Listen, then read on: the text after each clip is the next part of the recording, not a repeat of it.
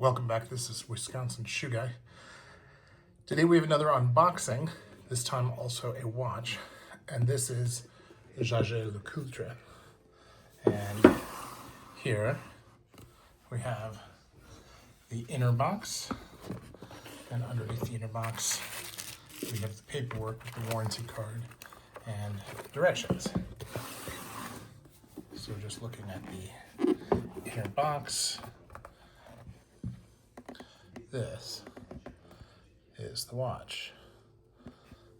This is a calendar with day, month, and day of the week. Obviously also has time and seconds.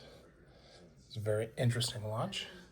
This is a brand that I'm familiar with because my great-grandparents had a his and her set from the same brand. So I'm very excited about having my first one. Very often known as the watchmaker's watch.